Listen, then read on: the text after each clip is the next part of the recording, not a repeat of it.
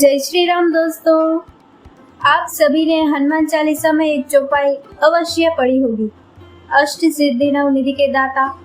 इसका अर्थ ये है कि महावीर हनुमान 8 प्रकार की सिद्धि और 9 प्रकार की निधियों को प्रदान करने वाले हैं।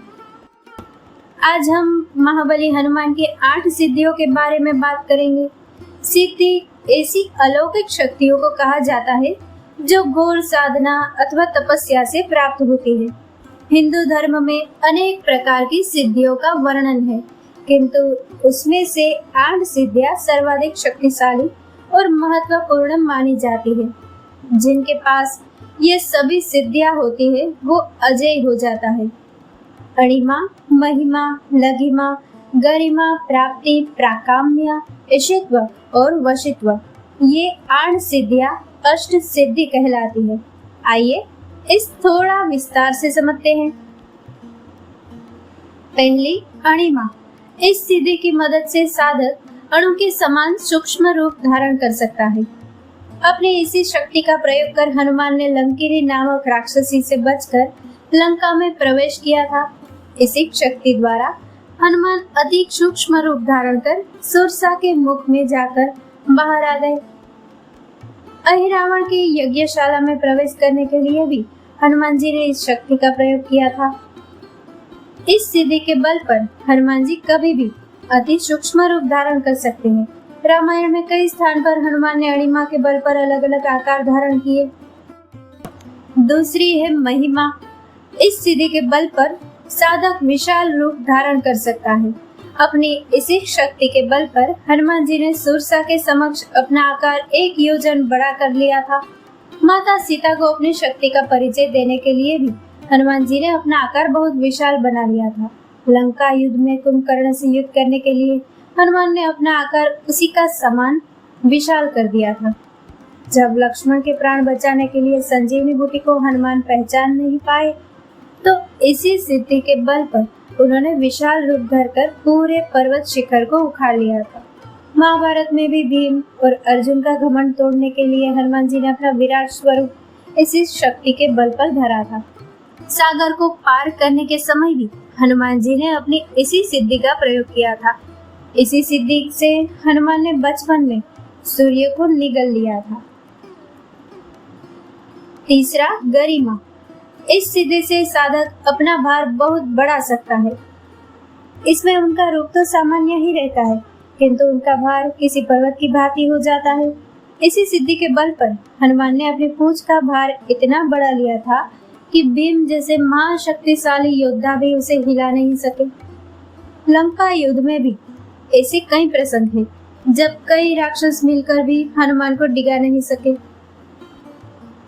चौथी, लघिमा।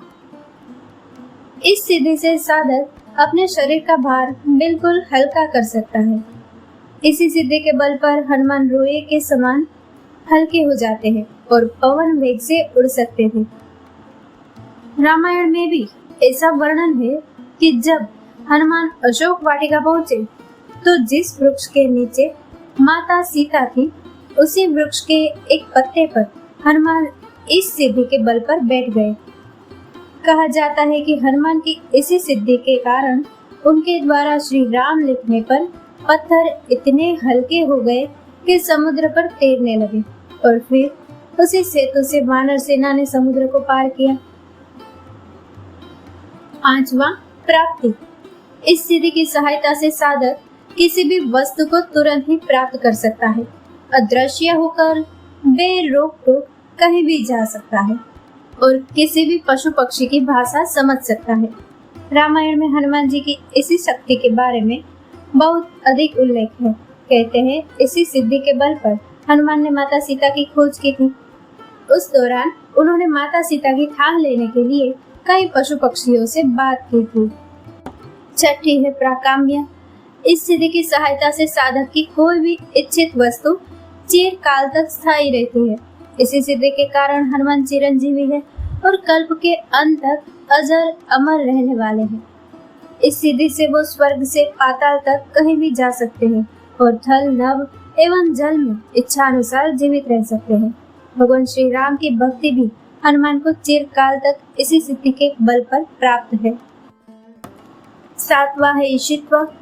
इस सिद्धि की सहायता से साधक अद्वितीय नेतृत्व क्षमता प्राप्त करता है और देवता तुल्य हो जाता है। जिसके पास ये सिद्धि होती है उसे देव पद प्राप्त हो जाता है। यही कारण है कि महाबली हनुमान को एक देवता की भांति पूजा जाता है और इसी सिद्धि के कारण उन्हें कई देवीय शक्तियां प्राप्त है। हनुमान की नेतृत्व क्षमता के बारे में कुछ कहने की आवश्यकता नहीं है। इसी नेतृत्व के बल पर हनुमान ने सुग्रीव की रक्षा की, श्री राम से उनकी मित्रता करवाई और लंका युग में पूरी वानर सेना का मार्गदर्शन किया। 8वां है वशित्व। इस सिद्धि की सहायता से साधक किसी को भी अपने वश में कर सकता है।